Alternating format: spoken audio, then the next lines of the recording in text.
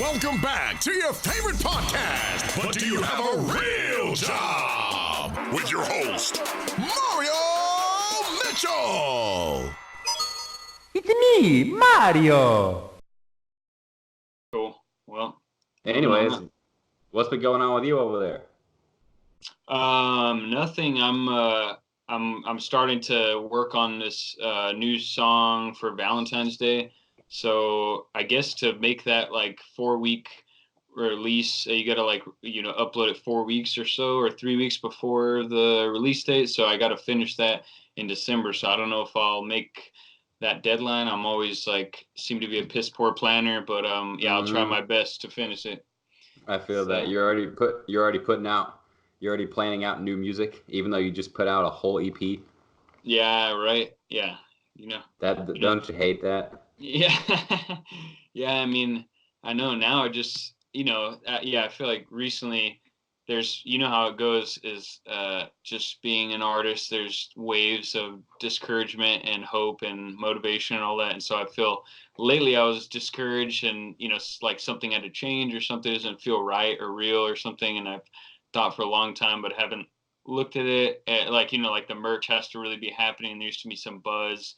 And so I don't know. I'm thinking that's it's if we could build a buzz and get signed or DIY, and I don't think I'm gonna stop anytime soon going for that. But it just takes a long time that way, as you know, and who knows if I will feel that way in a few years. I don't know. I'll just keep going for now. Right, that's the only thing we can keep doing. But yeah, you're putting out new music and you just recorded and released a whole EP. How's the EP release going anyway?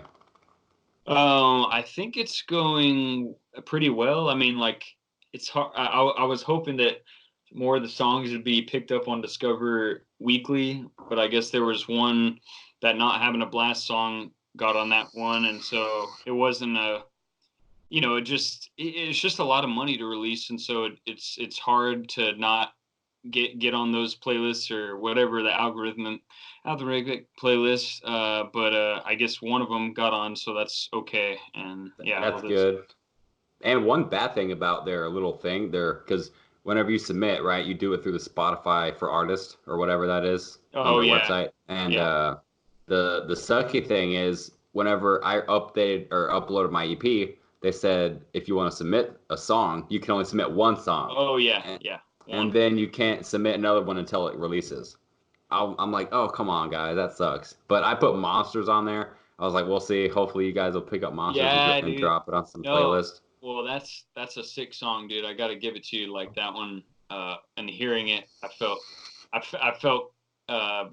don't know what is it. It just riled me up or something. Like, I guess that's what, music to different degrees will rile us up and make us feel emotional. That one got me pumped up, and I feel like it's just like makes you feel cool, makes you feel proud or something. So it's good stuff.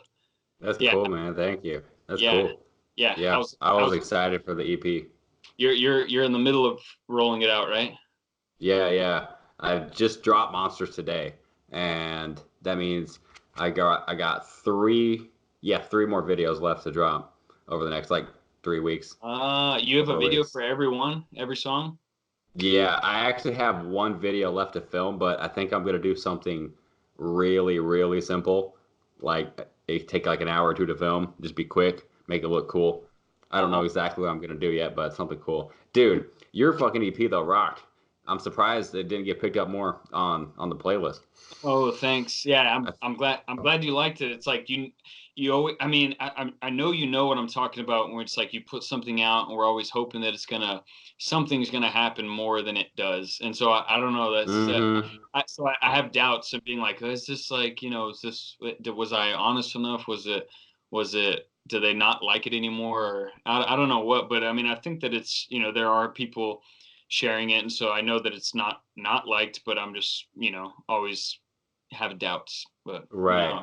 Yeah. When there's not a bunch of ears on it, like new ears every time. And you're just like, what the hell's happening? Why am I not getting new viewers? Why is this not getting around more? Yeah. Like, I don't know if you look at so I'm looking at people who, I don't know, just in terms of people who stick around or actually take action of some kind.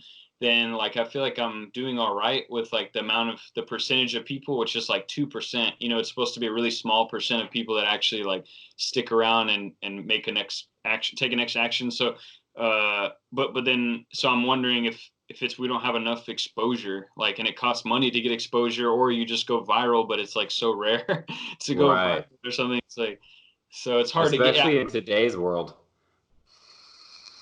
I feel yeah. like we're losing off on the dying or the viral video. Oh, Like oh, viral videos, they go viral here and there, but it's like I feel like it's not as common as it used to be. Like a viral thing. okay. Maybe I'm wrong. I don't know. I just feel like on YouTube, you don't see the most going viral things anymore. You see what they want you to see. Like they'll put trending, the top trending, and they'll put all the big people, Oh, obviously, yeah, like yeah, yeah. PewDiePie, stuff like that, and then James, whatever his name is, the fucking dude that does carpool karaoke, and Oh, yeah. then like they'll put all that kind of stuff in the trending, but like you never really see a viral video. You know what I'm saying? Does that make any sense? Yeah, I mean that like I don't know if this is similar. I think you were the one that brought this up to me at one point, saying like like MTV in the past was like the controllers of Right. good content, and so like YouTube is becoming that like that. Maybe that's just the natural order of things because before, right? Like it's awesome that we got away from like the controlled. um the controlled sources that said like this is what's cool and this is what you got to listen to. Now we just say like, well, I'm going to look up what I like. But then yeah, in terms of like the trending sections, and if people just go to be like fed of being like this is Right. what's hot right now, then yeah, then we're We're screwed. we're we're being put right back in the same position that we were in. Because like Yeah, MTV, like you were saying, they would put out new music all the time. They're like, yo, this is the new shit, and you need to be into this. And that's how you find out about, My Chemical Romance, Blink 182. Maybe that was radio, but MTV, A Day to Remember, maybe not so much MTV.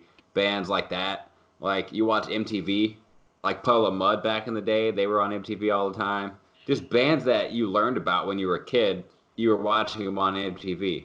And then it turned over to MySpace or LimeWire or where you would download it for yeah, free. yeah, And then now it's all on YouTube. MTV barely has music anymore. MTV used to have like I don't know what they were called, but they would play music for 8 straight hours sometimes, just only music videos, and you just watch that and be like, oh shit, I love that band, and now I'm gonna go buy their CD because YouTube wasn't around. So then you have to go buy yeah, a CD, and then you listen to the whole CD because you don't listen to just one song. You're like, I want to hear all this shit. I just paid $15 for a CD. I yeah, forgot what yeah.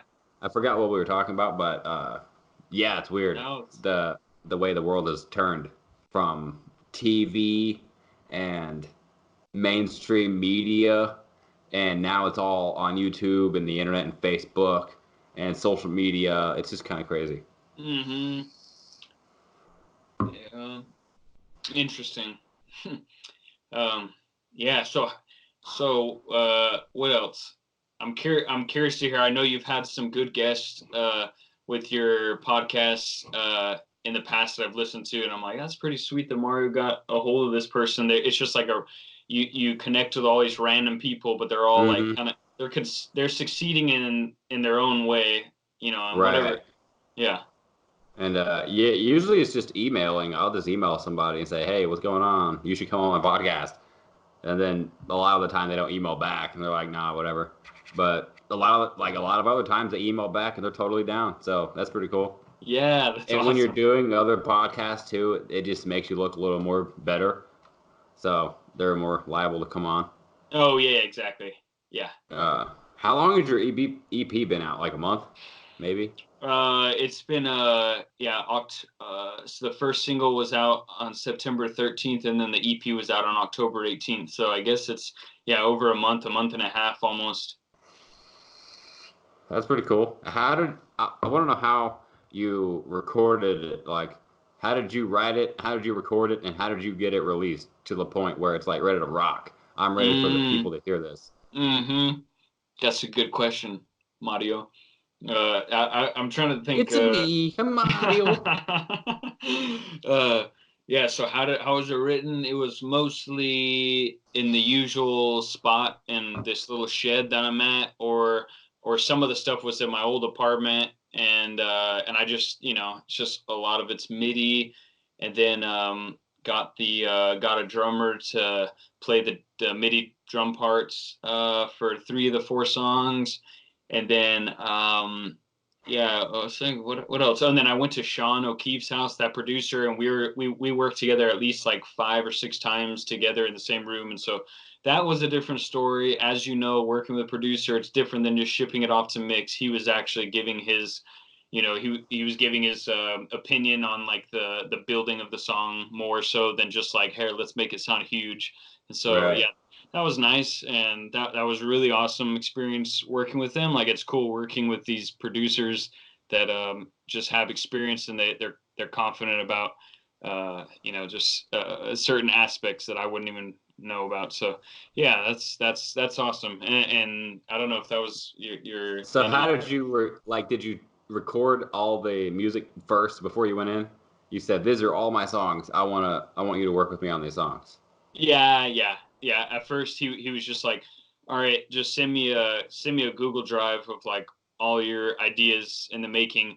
And I was looking through, and I was like, "Man, I have a bunch of half-baked ideas, and I'm just gonna like I have the ones that are the most full fleshed out, and that's 2 of the songs in the EP were old, and so 3 of the 4 were already pretty fleshed out. So I'm like, I'm just gonna use these, and then I'm gonna write one from scratch. And so I had one tiny seed of an idea, and I just finished that one in a crunch, and it was yeah. So I pretty much knew, yeah, That's cool. And then you took all that to the producer, yeah, and that's and you knocked it out, made it ready to go, made it sound yeah. perfect. Yeah. I just sent him the session files, and he was working alone on editing the drums and stuff like that, and then we got together and we're just doing stuff with like how can we alter these sounds, or like if I needed to add any parts, or if there was one song where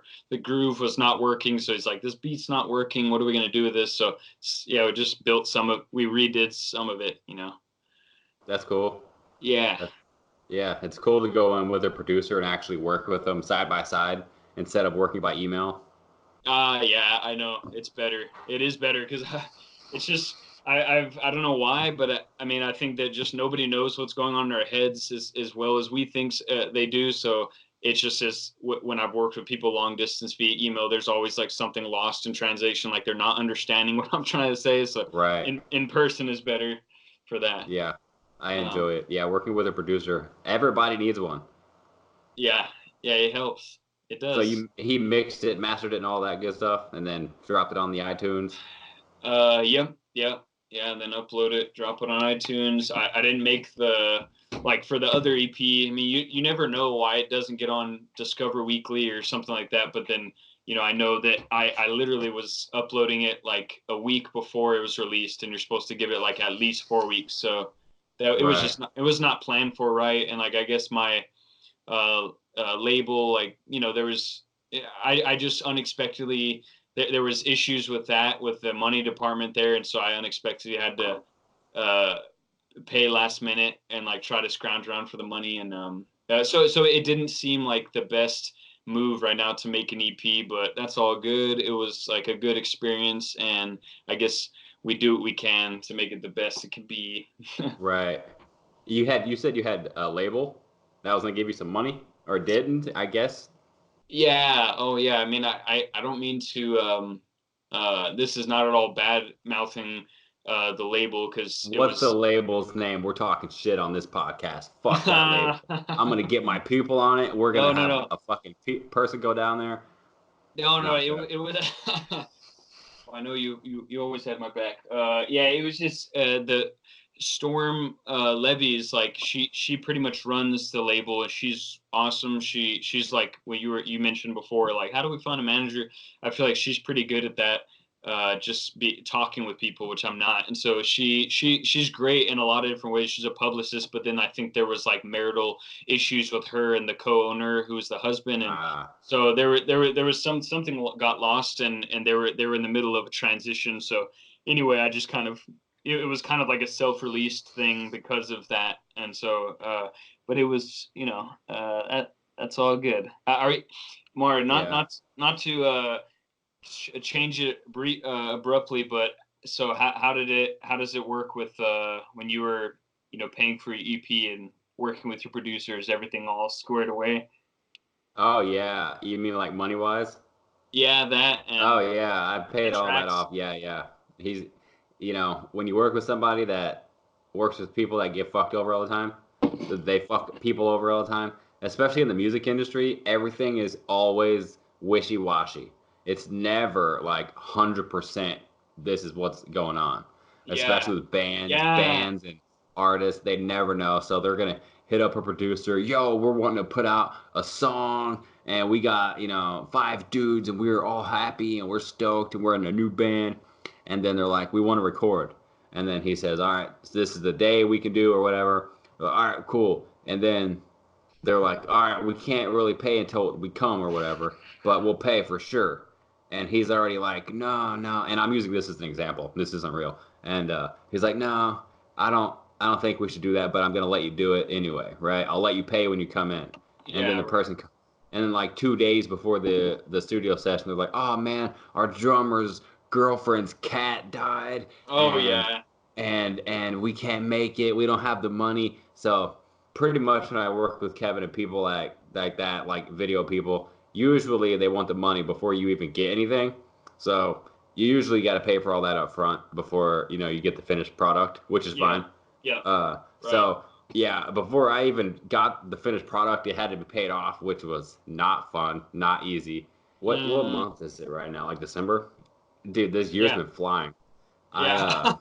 I I went know. I Oh my went God. to the gathering of the Juggalos in late July, Uh-huh. and I remember working my ass off before I left and saying, "All right, I'm going to work this hard until I go to the gathering, and then I'm going to have a good time, and then I'm going to come back and work even harder and pay for this EP." And pretty much I haven't stopped working every single day ever since before the gathering, and it's fucking December now, so I want to kill myself. But Oh, when I the pay gathering was in April? July. Oh, July. Okay. Yes. Yeah, So yeah, I a had to long time. grind. I had to grind to pay off all that, especially when you're doing it by yourself. That's what I was going to ask you. I saw your video for not having a blast, and I just rewatched it again earlier just to kind of be refreshed on it. Looks so fucking good. I want to know, one, you had like a million people involved for some. I don't know how the fuck you got that many people involved, but you had a Oh, bunch of yeah. people involved. Yeah, like makeup people, lighting people, video people, random people all over, and then it just looked fucking cool. Like the whole video was just done well. How did you pay for that? And I'm curious what you paid for it really, and how long it took to do everything in that video. That's a Uh, loaded question, but yeah. No, that was so it only took about 2 to 3, let's see, three. It took 2 days to shoot that video, and one of them was just a really long day. I was just like deadbeat tired, and then Mhm. so it was pretty short. And this guy that I went to high school with, Jackson Alexander, he was in the video department in high school, and so he just did it, and he works for a company that does, I don't know, they do video for a bunch of different things. Like he was shooting a documentary of the Rolling Stones concert, and then the next day was shooting like a commercial for F-150 or something. So I don't know what What kind the of hell? production. I don't know what kind of production company this is, but he was able to, like, he has access to the equipment, and then he also, like, one of his employee friends did CGI or just computer graphics work, and so he was able to do that balloon head scene, and Dude, that balloon head was fucking. How did you do that too? I want to get into that because that was crazy. yeah, yeah. Because I would assume you need a real person doing the spinning, Yeah, and then you have to cut exactly. off the head somehow in editing and then make it a balloon. How I did you do that though? Whenever you were like filming it?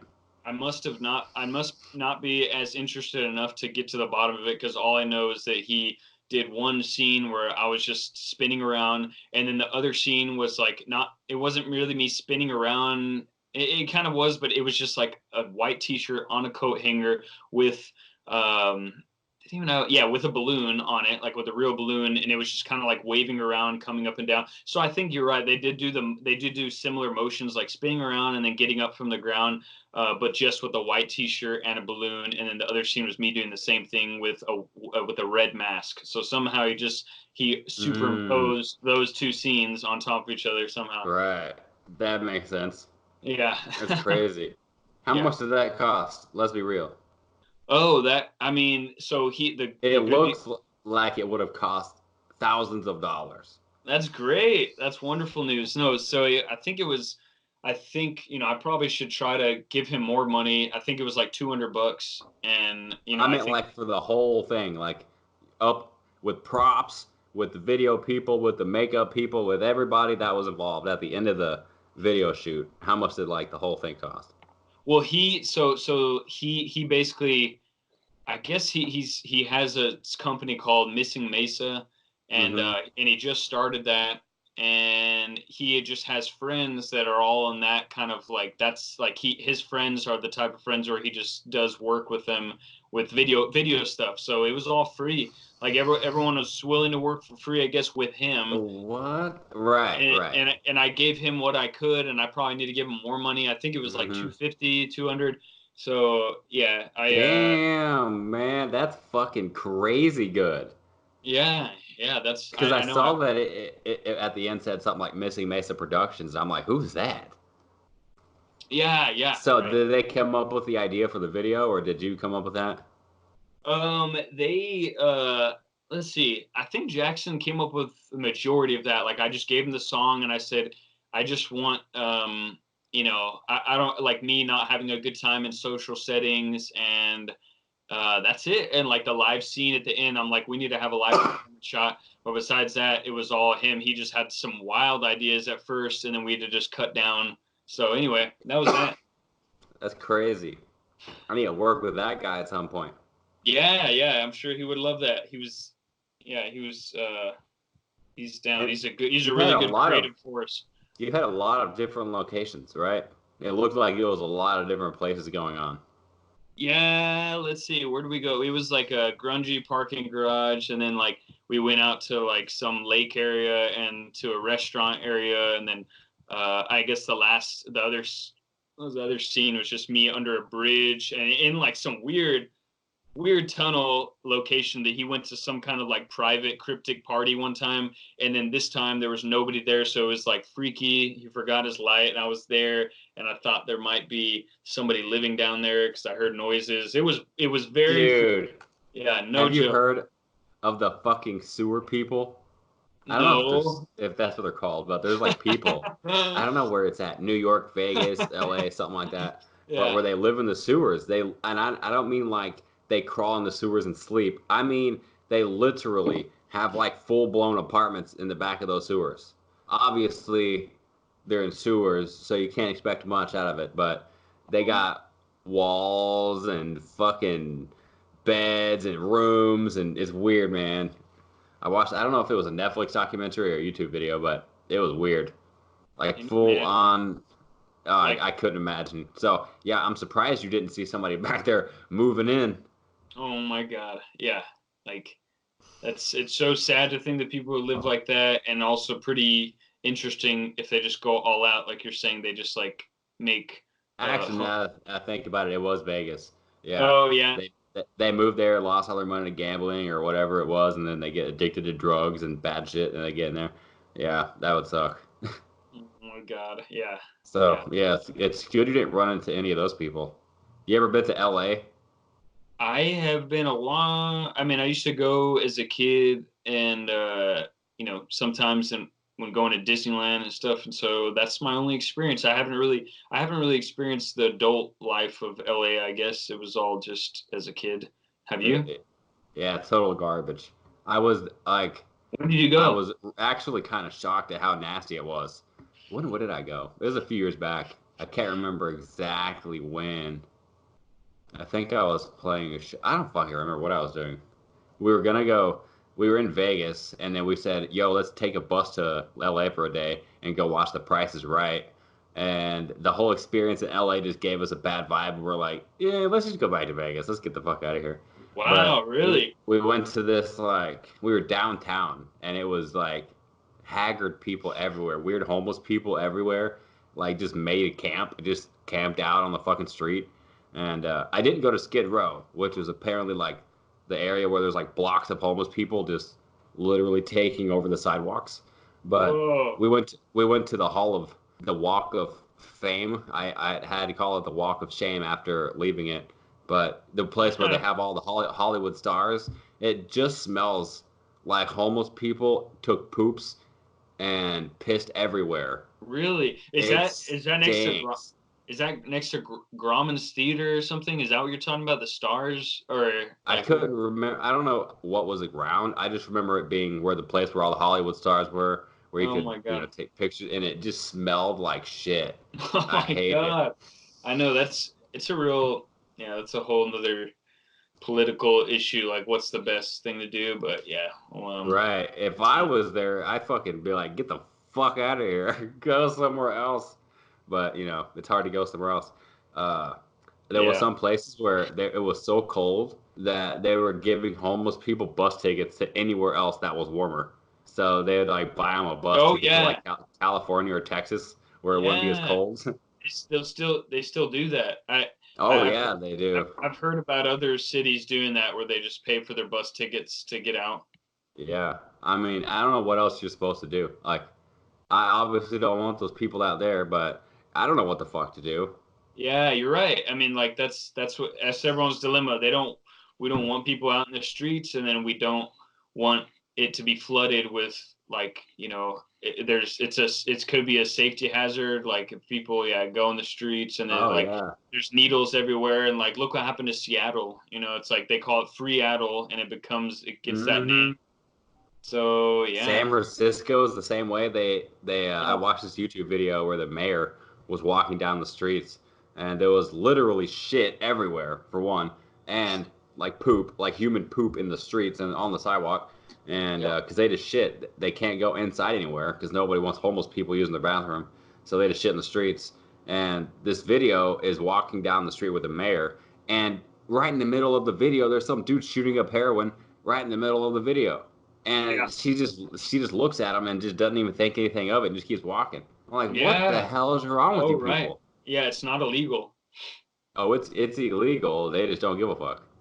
There's something like, are you talking about, wait, Seattle, right? San Or is it, Francisco. oh, San Francisco. Yeah, well, I'm pretty sure they have the same like liberal rules there or something, but Oh yeah. I know with Seattle, like there were cops that were like, a lot of the cops are quitting because they're just like, yeah, we started losing our jobs because we were, like we were heckling these the homeless people to like stop doing heroin, and like if it's not hurting, it's basically like libertarianism, or like if you're not hurting anybody you could do whatever you want.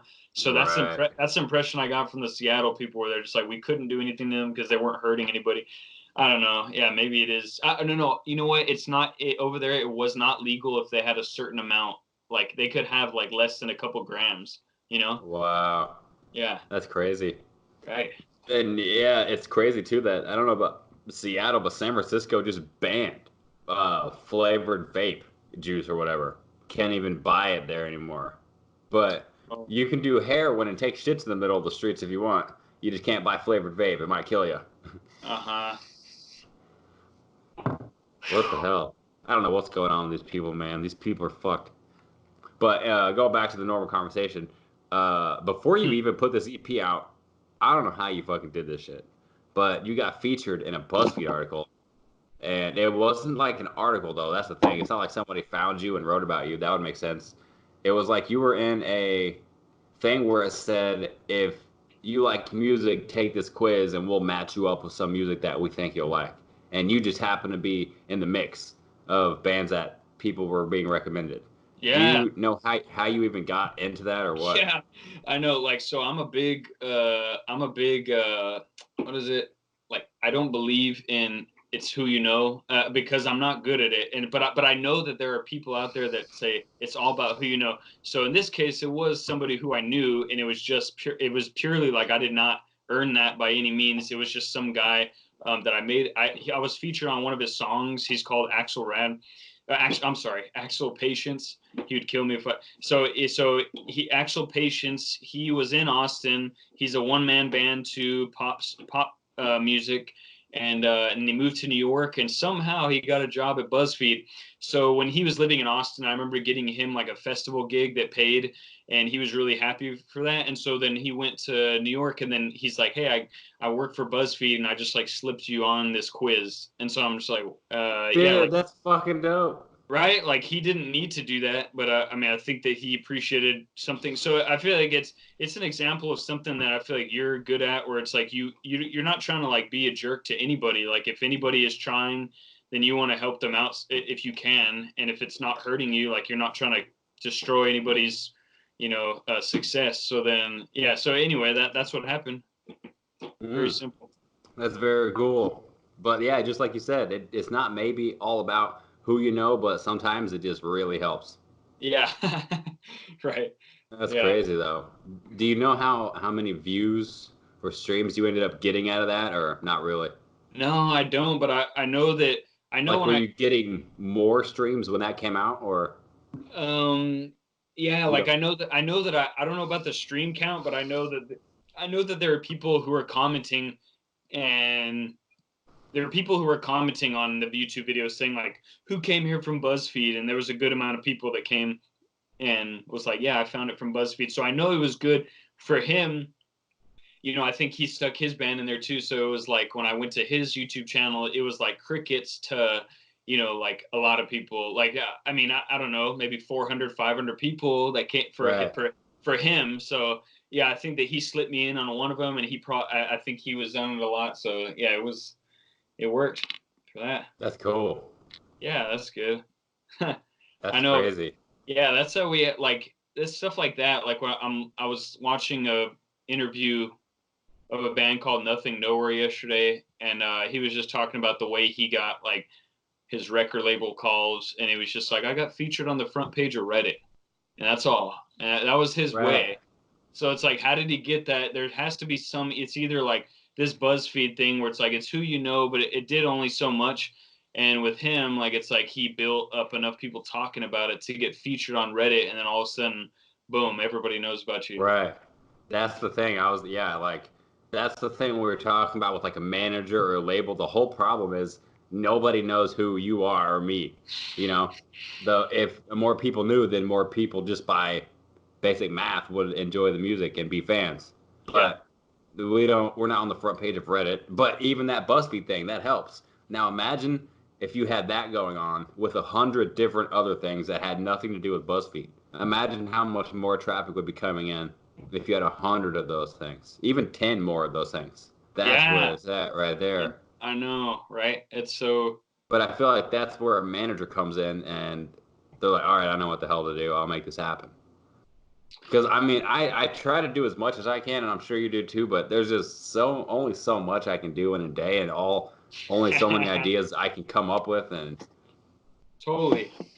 Yeah, it's like I know, like I feel like I'm kind of like, I'm looking at the music now, or I'm trying to just be like, I'm gonna like we talked about this like a year ago. You brought it up to me. You're just like, you know what? I'm sick of doing like just stuff that's gonna kill me in the process of this project. Like I'm gonna try to enjoy the process of making music more, and then connecting on a real level with the fans. And it just everything seems futile unless we get the first part right. And that's what I think. Like, so there has to be some because yeah, there's just no way. There's no way we can act as a record. We do not have the mental or bodily strength to do what 20 or 30 people do at a label. There's just no way. That's what we've been yeah, trying to. That's what and we've that's been. what we're doing basically now anyway. Yeah, I mean, right. So You it's gotta very. both. Go ahead. No. I was just gonna say it's very commendable. I like you're one of the few artists that I see that's able to do that, and the circle of people I knew that I was always able to do more than they were able to do. So I feel like it's kind of rare to be able to do that. But then, so I commend that. And at the same time, then there has to be a point where we're just like, okay, like, even though have a lot of energy in us to do it, we gotta like double down on some other things to just really own our strengths. So whatever that may be, everyone has their own strengths. Right. Like some people are really good at networking, and they just like, that's it, all lays on them talking with people. So I don't know if you're that type of guy. I am not that type of guy. So I need to find some, the other things that like feel like they're my strengths. Yeah. Right. Yeah, and that's one good thing, or one thing I really need is a better person on my social media. Like, I can make my social media look good, but when it comes to that selling aesthetic that everybody that sells shit has, I don't have it. You know what I'm saying? Does that make sense? Like that thing where you go to some big artist page or some big person's page, and you look at it, you're like, damn, they got some shit going on. And if you look at my page, it's like, yeah, he's got some stuff going on, but whatever, I'm moving on. You want to really get into the space of where people are coming to your page, are like, holy shit, I want to be involved in whatever is going on here. Yeah, that's a good that's a good observation. I never thought about it that way. It's not easy though. It's terrible. Yeah, like, how do you do that? I mean, like, I've thought about that, I guess, in similar to that in different words. So like, how can you make something that's really gonna like connect with people on a deep level? I see it like that, and then I see like how you're gonna do something that's fresh and alive, and it's not like it's not dead, and it's not like people see the same stuff all the time. So we're just gonna copy what we see, or I don't know. Yeah, speaking of that, it wasn't until this right around when I started recording this EP that I like realized every single person that's almost ever existed is kind of just a compilation of everything that they've ever seen or done or heard or said or been. Yeah. Isn't that weird? Like every single thing, like your opinions come from other people because all the shit you read, all the shit you hear and see, it's just weird that every single thing is just a huge compilation and everybody's different.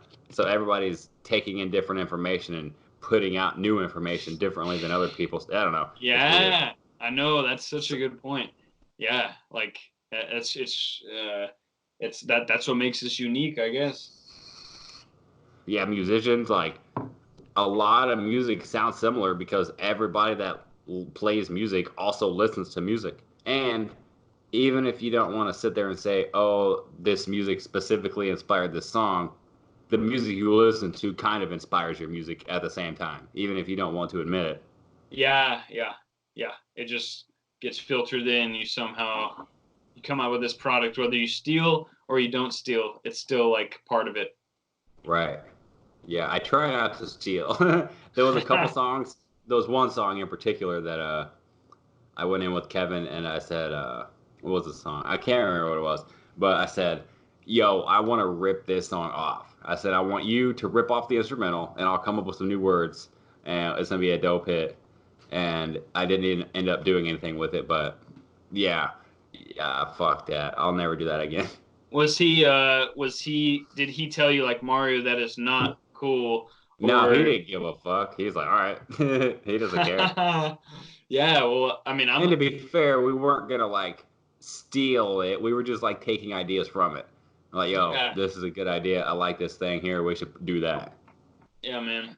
I'm a big like I'm a big proponent of stealing because, like Picasso said, mediocre artists borrow, great artists steal. Not that really, who the hell cares about Picasso? But I mean, if you just listen to that, then it's like, I agree with that because it's like I'm just trying to think of like say a chord progression or something, like say there's those idioms like don't put your eggs in one basket.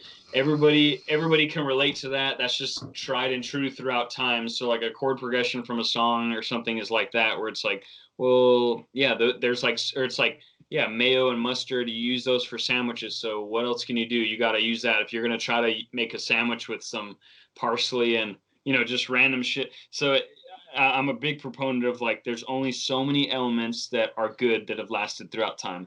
So yeah, I don't know, but right. That being said, you don't want to just rip off someone's melody because then you'll go to jail. No, you'll get sued. Yeah.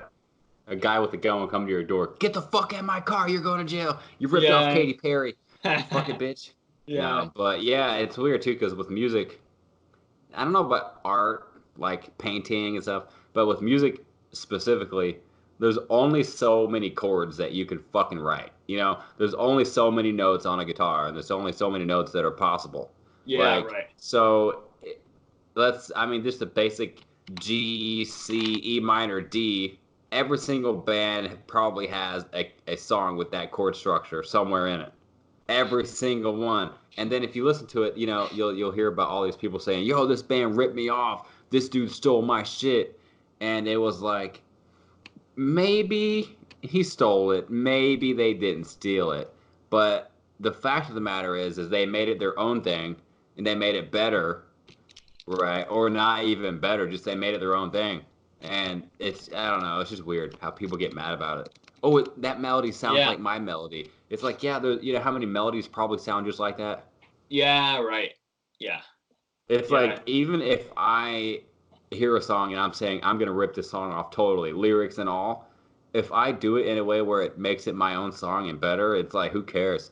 And Yeah. it should be up to the listener to decide what they like better. Yes. Yeah. Right. And yeah, I feel like It's it might be dangerous to like not at all take from people, or like, you know, we talked about doing it intentionally or unintentionally, but like it might be dangerous just to be like, oh, I'm gonna come up with it all myself, like something totally original. And it's just dangerous because there's I don't know, that just seems like there's so right. many people, like you said, there's so many artists who use the same chord progressions. Like I was looking at All American Rejects, Move Along, with like, you know, bands during that, like Fall Out Boy, bands during that time period. And there's one song that they're all using the same chord progression. It does not mean, to me, it doesn't mean like I'm looking at the biggest acts and they're all using the same chord progression. What is it Right. about that chord progression that they're all stealing? You know, like Right. why are they all using that one? And so like there's some truth to a certain music, you know, that people just take. They just take it. Right. They call it the four chord song. That's what it's called. Oh I think yeah. that's the proper term, the four chord song. But Yeah. I've had some of those songs. I've had some songs that have literally been like three different chords, but not even separate chords. So like the bass note on the chord will change, but that's it. Does that make sense? Like you're saying the bass tones, or the root bass notes will change, but the chord progression is the same. The chord is the same, except the bass note will change. Oh yeah. Yeah. So like you'll have like the same thing going on one side, and then the Yeah. bass note will be hopping around. Yeah. And so I've had a couple songs where it's like only three different bass note progression, and that's it. That's the whole song over and over and over again. Uh-huh. Monsters, that whole fucking thing is a two chord song. The whole song, Really? two chords. It goes. It's Dang. if you're in like drop D, Yeah. it's like a bar seven and a bar four or a bar five. So I think I don't know what the fuck. I don't know music terminology, but it's only two chords the whole time. And with people like Tom DeLonge, I would watch interviews with him and like documentaries, and it seems like, and it's not that I do it on purpose, but I feel like what I was saying earlier, where you're getting kind of all of your ideas from other people, whether you like it or not.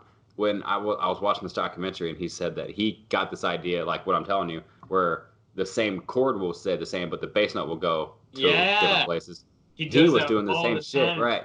And Yeah. he was like, I learned it from this guy, and he was like, I was playing songs and realized, holy crap, the only thing that's changing is the bass note.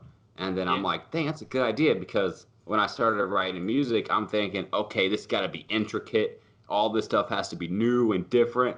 And then when you realize, actually, no, it doesn't. It can just be simple chords being played over, simple lyrics, and then it makes a good song. I don't know. It's Oh, weird. totally. The 1975 has a song. I can't remember what it's called. I think it's called "Give Yourself a Try," but it's literally like one riff over and over again throughout the whole song. But I Yeah. think people like to hate on it, but I don't give a fuck. I'm down. I'm down with music, however it's played. I don't Right. care if it's one riff or 100 riffs. A song is a song, you know. If it does the trick. If it does the job, then that's all that matters. Like U2 is the same with that's like Tom DeLonge, Angels and Airwaves. You could totally hear how he went all out with that. What you're talking about, like my brother calls it pedal point, and Right. it's just like it stays. It makes me feel like you're in the moment, and it gives you a contemplative feel, and I love it. It just makes you it gives the music a kind of seriousness to it, and like some dissonance. Yeah, Hmm. so yeah, I don't know. It just works. And so he does it all. They do it all the time. Like you think of how big U2 is. They do that Hmm. all the time. Same with Coldplay. Coldplay, one of Oh the yeah. biggest act. They do that all the time. And so yeah, that's a good thing we observed actually, because that's what we love. I love to hear that. It makes me feel cool. It makes me feel Right. contemplative.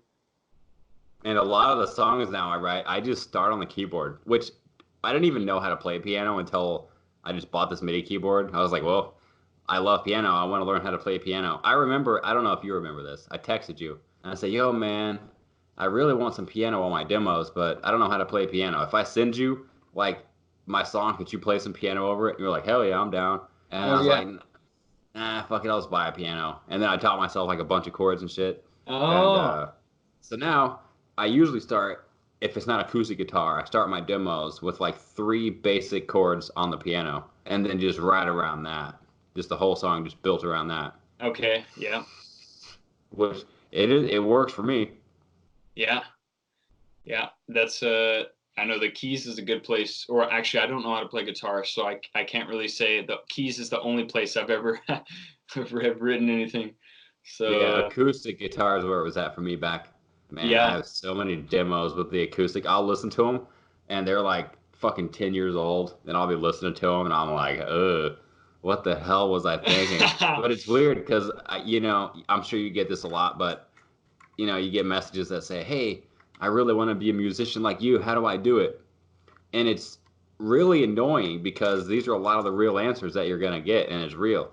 But it's like you literally just have to do it. You have to just write music for fucking 10 years.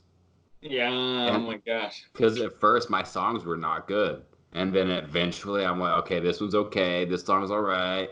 And now I'm at the point where I'm like, I can write a song at any point about anything, whenever, however. Let's fucking do it. Yeah. No, that's good. That's good. I'm getting to that point too, where it's like it used to be just like for 6 songs when I first started writing lyrics, it took me a whole year thinking about lyrics all the time. 6 songs, and it was just because I was learning the craft, and then so now I feel it's cool that we can get to that point where it's like, yeah, you could write about anything, and it's a challenge. It's like, yeah, how can I say this? And Right. Why do you think it is that some people that can record and write music and some people just don't have it in them? oh, hmm. You mean, yeah, I mean, like, you know people that are literally 0% musically inclined. oh, You know what okay. I'm saying? Or even people that want to do music really bad, they just don't know what the fuck they're doing and they're not good at it. Why do you think that is? Isn't that weird? Some Yeah, people, like, there's just certain arts that you just like acting or painting. It's all different arts, but you really just have to be good at it. I don't know. I wouldn't say a God-given talent, but something along those lines where it's just built into you. uh-huh. Maybe, yeah, like some people, I feel like they just don't have they don't have a real interest in it. And then, I mean, that's a lot of people. And then I feel like anybody, if they have a real interest in it, they could just figure it out, even if they, like I don't know any music theory and I don't know anything, but I've just faked it the whole time. Like I could just hear it. Like when you're saying, I don't know the terminology, I don't know either. I'm just like kind of messing, kind of feeling my way around. But so I don't know. I feel like that's possible, but maybe, maybe some people need to pick up a different medium and be like, actually, because I've known people that they do they dabble with a bunch of mediums and they end up finding the one that's like, oh, this is the best one for me. Right. Yeah, I don't know. It's weird. Like, I think that's with everything though. Not with even music or art. Like, I couldn't be a fucking doctor. I couldn't do a heart surgery. I couldn't do fucking anything like that. I could barely play music. I can't fucking do a heart surgery. Oh my gosh, It's I just could. weird that certain people are just built for certain things. And You're right. a lot of the problems with musicians and artists is like usually they're fucked. They got problems going on. And the art's the way to get it out. Maybe I'm wrong, but I feel like Man. most people, like musicians especially, that get big, they've all got a story, a bad story too. It's never like, yeah, I grew up in a nice house and my parents were awesome and, nothing ever bad happened and here I am. It's usually kind of fucked up. See, I mean, that's one thing that I've like resented about some bands where they came from perfect upbringings. And I'm resentful of that just because I'm like, you guys are excellent actors at having problems, but you didn't really have any. And when I meet someone like you, I know you had problems. I don't know how severe mine were compared to yours, but I know that I had like a volatile household, Right. so Everybody's got so their own thing going on. yeah, everyone has. So that's another topic, but like I know what you mean though. Yeah, like where if you're a musician, maybe like I know that I've talked to musicians and they just like I cannot do the 8 to 5 job. Like Hmm. I'll kill myself before I do that. So they're not built for that. Like it's in their DNA. And then yeah, I don't know. Like a doctor. Like I had a lot of relatives and they're doctors, or like on my cousin's side, and they just maybe some of them were made for it and some of them were not. But the ones who were, they're able just to like think on their left brain forever, like hours on end, just being like really practical, logical minded. And I could never do that, or else I would just kill my soul Right. if I did And that. it's But they can right. do it. I don't Yeah. understand how some people do it. Like when you go to the hospital, here's the shit I think about when I go to the hospital. I don't go to the hospital for one. I don't get vaccinated. Uh, uh, I don't go to the hospital. So I go to the hospital. I'm sitting there. I'm talking to the nurse. I need to check in. Right. I'm sick. And then you just look at her, and you're like, you've been coming to the same hospital for like 8+ hours a day for the last 8 fucking years. I Oh will yeah. jump off a goddamn building before I fucking do that. And Oh my it's god. not like dentists. I was reading this thing how they have like the worst. I don't know what the word I'm looking for is here, but the patients act worse than most other patients, and it would probably have to be worse being a dentist than a doctor. Because when you go to the dentist, nobody likes going to the dentist. Everybody's always got that stigma, like, oh, not the dentist. You got drills fucking in your mouth. They're making all those weird noises, and it's all going Yeah. on, and everybody's hating it, like, ah, fuck this shit. I don't want to be here. I couldn't imagine doing that every day for 30 fucking years. And usually it's like early morning hours until late night. Usually, it's not like you go to McDonald's at 8 in the morning and you get off at 3 p.m. and you go home and that's that. That's usually not how it works for people like dentists and doctors and shit like that. I could never do that. And it blows my mind that some people can. They got 2 kids at home and they're going to a factory job for 10 hours a day every day for years. How the fuck do you guys not kill yourself? That's what Yeah, I I want. know. Yeah, that's the biggest part. Or it's like if you know you're gonna die in 3 years, would you do that? And I bet a lot of people would not, but maybe they Hell would. no. Maybe they would.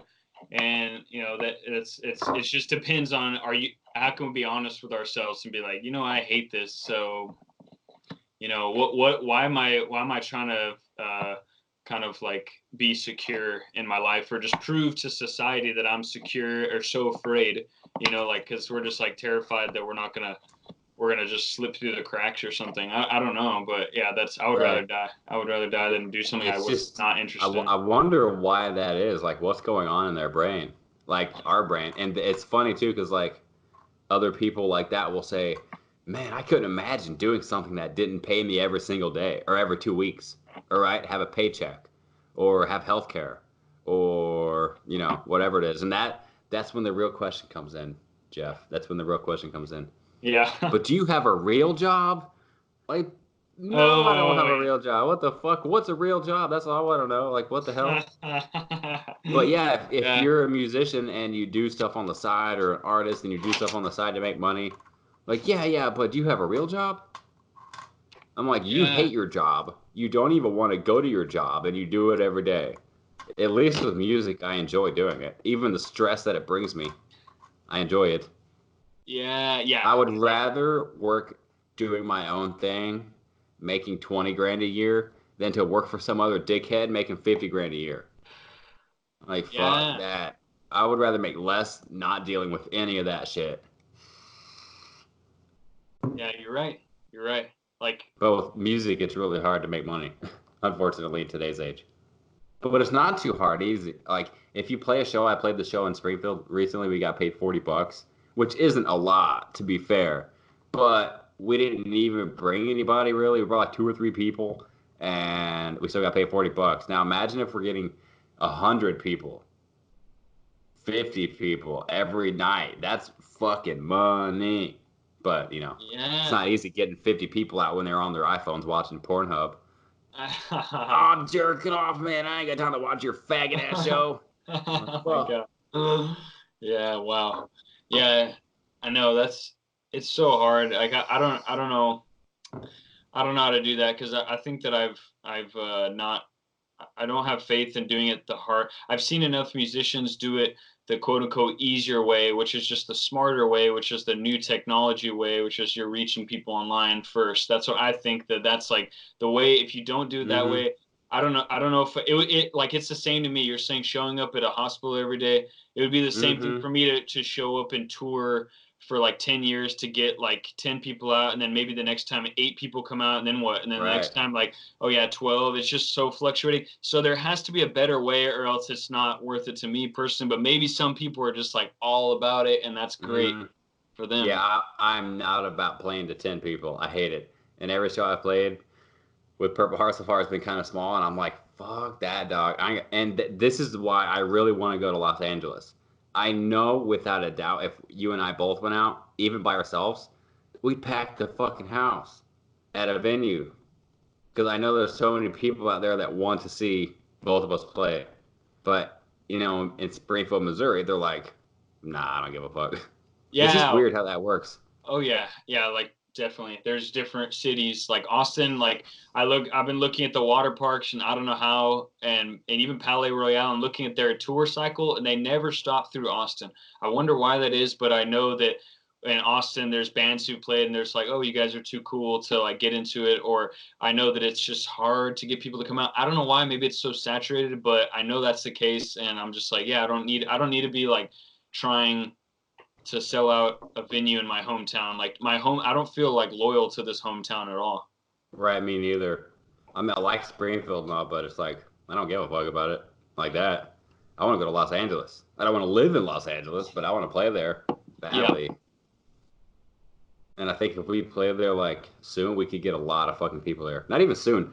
All I'm saying is I was drunk and high the other night, and I was thinking it'd be a great idea to fly to Los Angeles just to play one show. And I don't even care. Like, I think it would be worth it. Maybe not for you personally, but in my opinion, I'd be down. I Yeah. don't give a shit.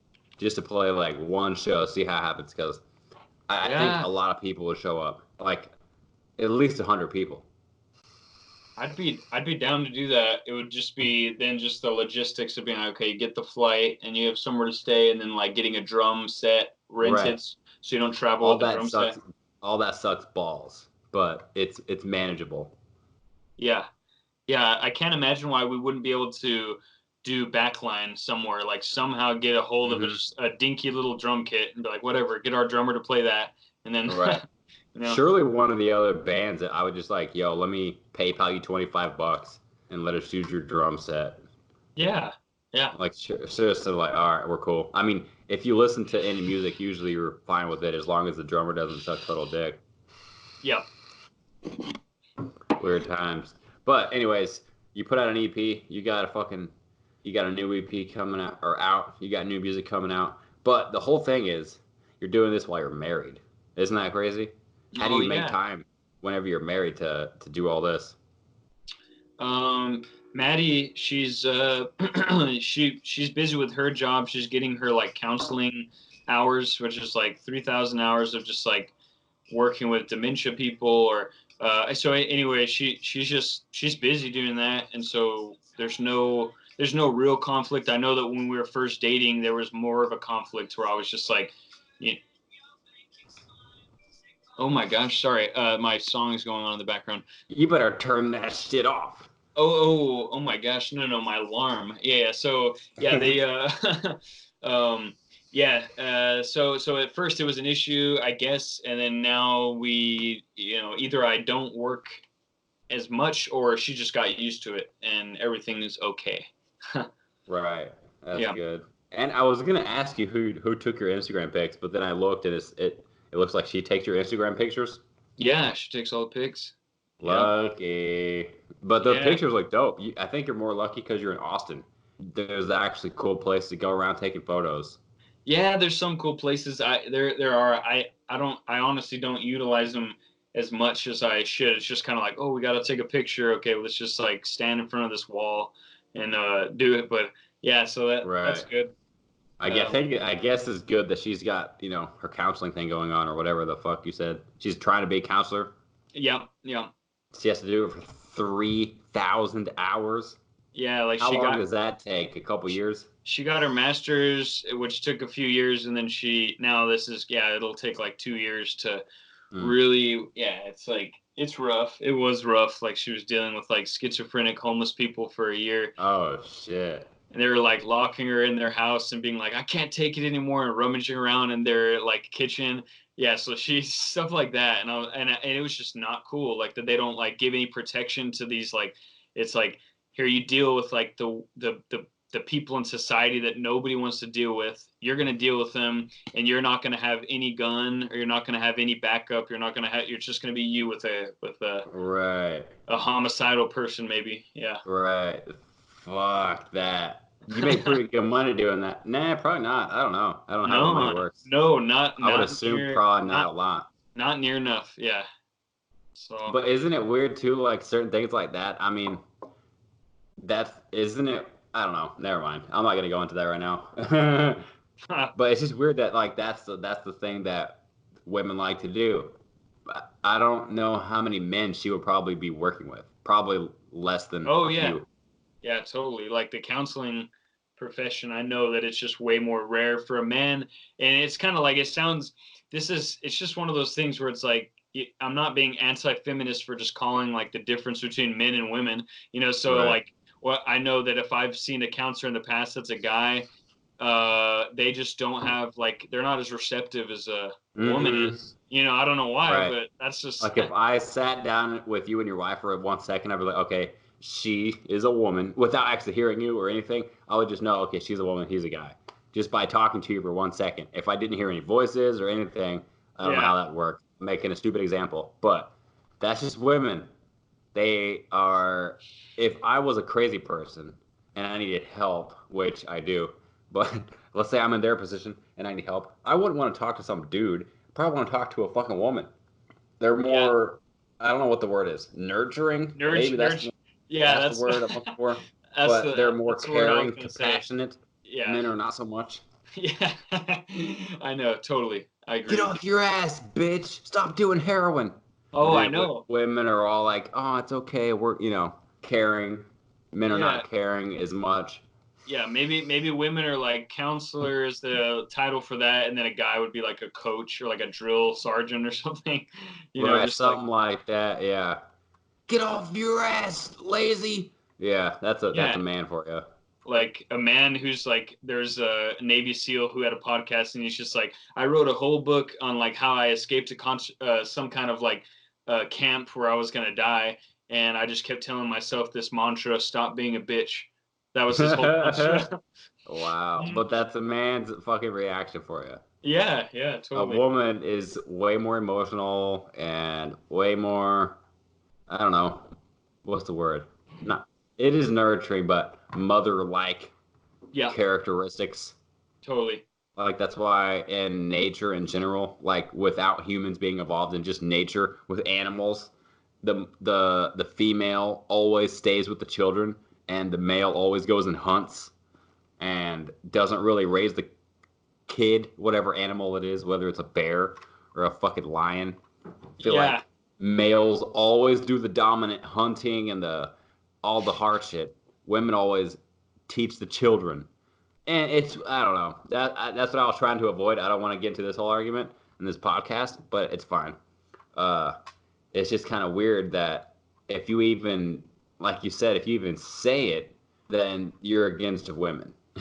Isn't that kind of crazy? Yeah. No, I know it should not be that. Like, I feel like I understand the other side where it's saying like, oh, there's quote unquote toxic masculinity where like guys need to learn how to like feel and be vulnerable, and so we're just not like, we're not just dumb emotionless brutes, I guess, or just like dangerous or something. But Right.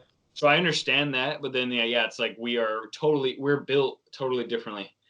So Right. there's nothing Oh wrong with yeah, I acknowledging get that. it for sure.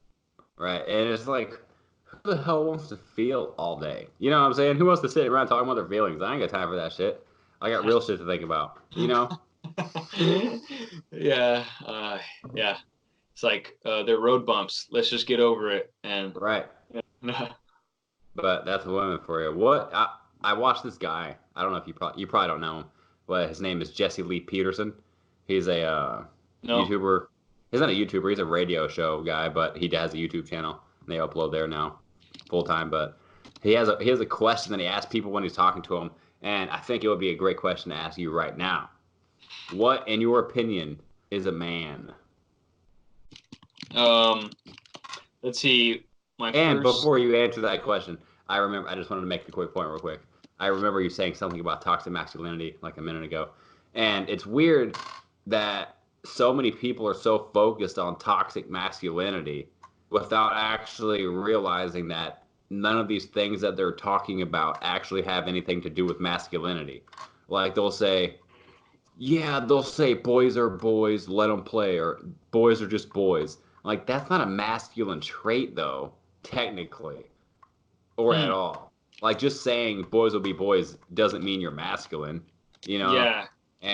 And rape doesn't make you masculine. That doesn't make you that. That Yeah. makes Yeah. you an Yeah. evil person. But Yeah. they I conflate know. these things with masculinity. Like Yeah. what? There's no comparison here. That's not like a masculine man, in my opinion, would be somebody that goes and pays the fucking bills, somebody that Yeah. puts Right. Right. food on the table, That was somebody my that that was my first word when you're just like, "What's a man?" I'm like, responsibility. Someone who has responsibility. Like when I was like me in my 20s, is like trying to grow to that point where I'm like, I'm responsible for my life now, and I can't blame everyone. I can't blame everyone around me for it anymore. I have to be responsible. So that, yeah, like that's how I see it. Yeah, like you're saying, pay the bills. You have to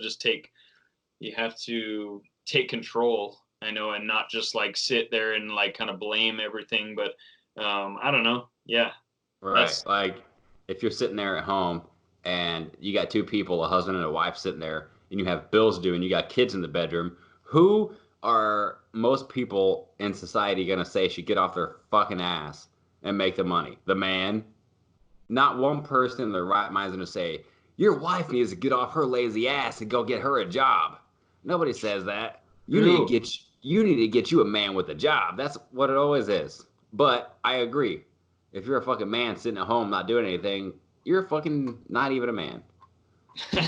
Yeah, like, and even okay, say the extreme example, say if you're just someone who is pulling their weight but they stay at home, and taking care of the kids and cooking, cleaning, and doing everything. I mean, I don't feel like you're not a man if you are trying and if you're working hard. Then like what, it's like, are you pulling your weight or are you like dead weight? That's how I Right. see it. Like, so you got to be Right. like a human being that's gonna like actually pull their weight. I agree. I think that in the feminist movement, it would actually be more beneficial to them if they paid all the bills and the man stayed at home, because that's equality. You know what I'm saying? Like, you know how many men go out and work every day and pay the bills for a woman that's at home with the kids? More Uh, than less, that's for sure. Because you know how many men you've ever heard of that stay at home with the kids while the wife goes to work? Like two in the history of fucking mankind, probably. Like two. yeah, Like yeah. that's it. But also in this feminist movement, and maybe not with all of them, but if that's the case, then you're with a lazy person and you shouldn't be with that person anymore because your man's lazy. They should have a job. Why are you pulling all the weight? Yeah, totally. Yeah. It's I, also weird too with the feminists if with things like Harvey Weinstein, which are really fucking fucked up, but it's also weird that they say a woman can't make a decision on her own body if she wants to have sex with somebody to further her own career. I'm like, if I'm a woman and I want to fuck somebody to get to the next step, that's my fucking decision. But in their mentality, it's like, no, he's taking advantage of these women. It's like, well, maybe they wanted to do it. Who's to say? But Yeah, right. I Who's to think what say? he was doing was fucked up for sure. And I guarantee you there's some chicks in there that didn't want to do it, that did it only to further their career. But I'm like, well, Yeah, that was their decision. I know. Well, I feel like you talking about this, like, I can't see how it. I know it would offend people. A lot of people out there, or some people, but I can't see how it would be offensive because you're taking both sides. You're saying like, I understand that he was abusive, or like he could very well being like a bully and just Hmm. like being dominating, and like he's just gonna take advantage like that. And then there also, you have to grant that, yes, some people just want, like, if you're in a powerful position, people think like, oh, I'll, like, everyone does, like, you see that so often where like a lot of, like, not the best women, but like women are, they'll do anything to like get, power and status and money, and that's a human being, like it's back Right. it's back to what we're saying, like, let's break it down to, like, it's not, let's just say that's a human being that has bad motives, or like someone who, I mean, it's not even bad motives, it's just like that's their motives, and they got to face the consequences with the negative side of that. So whatever. Right. Yeah, it's weird. Yeah, it's just weird whenever, not that, but like anything. Like if you put a story or a picture on a screen and two different people look at it, you're going to come up with two different outcomes or different ideas. It's Yeah. weird. Oh, yeah, like different perspectives. Right. Like the Democratic and Republican like debates in general. It's so weird that both sides are so drawn to their side that they can't even give leeway at all. Oh yeah. I mean, yeah, there's people that say, like, people who are into politics and they're like 60 or 50 years old, and they're just like, it was never like this before politics. People, there was like more of a dialogue happening, and now it's just totally closed off. That's what they say. So we got to listen to our elders and just be like, Hmm. okay, you guys aren't lying. Like, this is, yeah, we're closed off. Yeah, we're fucked. Uh, Anyways, I guess we should start wrapping this podcast up. But before we end it, I have a few random questions because, the name is called But Do You Have a Real Job? Oh yeah. Uh, all right, first question. What was your first job ever as a working person in America?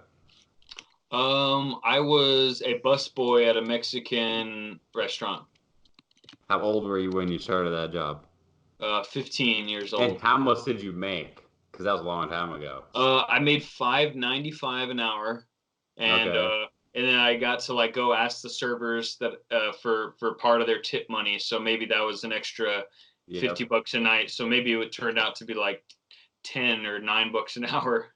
Right. Yeah. When I first started, I was making like 5.25 an hour at McDonald's or something because Oh, was minimum it? wage was so low. Yeah, it was a long time ago. Oh, you had All your right. greater experience. Yeah. Yeah. Yeah. Everybody's got their shitty experience. Oh yes.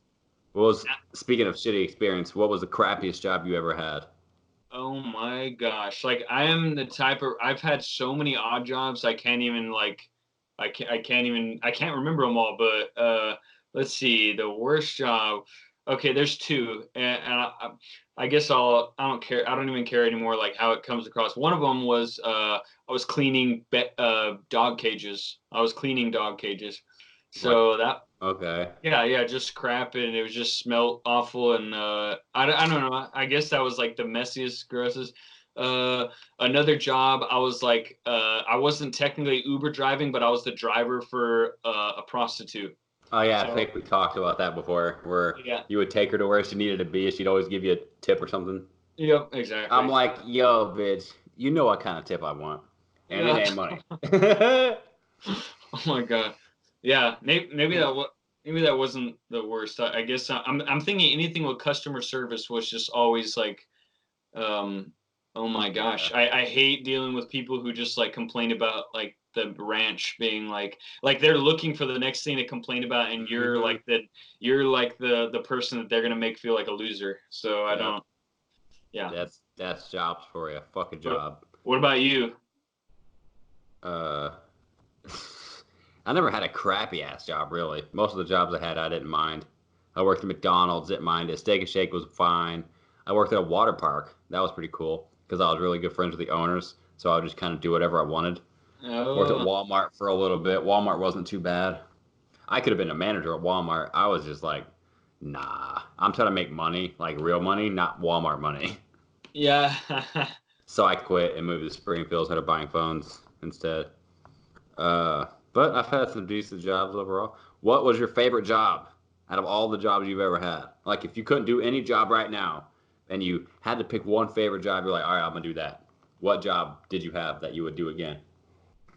Well, my current job, I'm helping an RV, this company that owns RV resorts. I'm helping getting them bookings by just doing what we've talked about, just like drawing traffic to their site. That's the best one, I guess. And anything else in the past, it would probably be something like, it would be like DoorDash or something where I don't have to like talk with people or like, I guess in this case, not take responsibility for other people's crap. So I'm just gonna like pick something up and drop it off.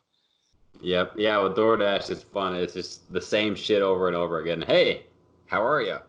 Yep. Here you go. Have a good night. Thanks. And that's it. Yeah. How are you? Here you go. Yeah, that's my whole conversation. Yeah. If you had to have one job ever, it was your dream job. What's your dream job?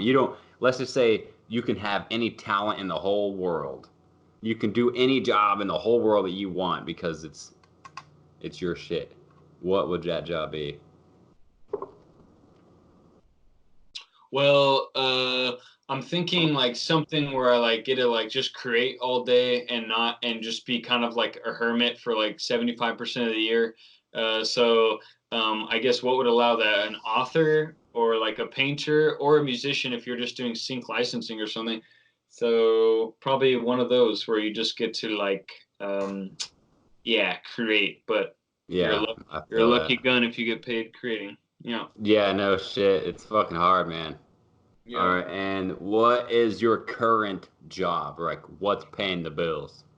It's that marketing one. It's just with these two dudes from Central Texas, and I just help book RV goers to their resorts. That's cool. So what do you do? I go. It's half remote and half go into the office. So I just basically set up Facebook ads, and I direct people. Say like, here's this offer. Go to this landing page, and then try to get like some people to sign up. And so, like I was about to lose the job because I still don't know what I'm doing really, but it was good enough for them to be like, well, we don't know how to use internet, and so yeah, like I feel like people in our generation could be of service to like the older generation who does not like IT stuff, or be like, oh, I could figure out technology. Yeah, you hate it, I don't mind it. Right. That's cool. At least that's money. Yeah. Money in the bank. Cool, man. This has been a great podcast. Definitely got some good info out of you. Yeah. I don't know exactly how this is going to work yet whenever I upload it because this is my first one with the new name and the new format, but I think it's going to be cool, man. We're going to find out either way. Yeah. I'm going to get off here, start editing it up, see what it looks like. Thanks for having me on. Yeah, man. It's always a good time to have you on. You're like one of my most brought on guests. Yeah. We've always got lots to talk about, so it's always cool as fuck to have you on. I'm cool. Oh, yeah. I appreciate you asking me to be on. Especially with the new music, it's a lot of easy shit to talk about. I know. Yeah, that's like I hope you just keep this podcast up so you can call me up and we'll come on and talk about music. All the time, man. Well, I guess I'm going to end this. I'm going to wrap it up.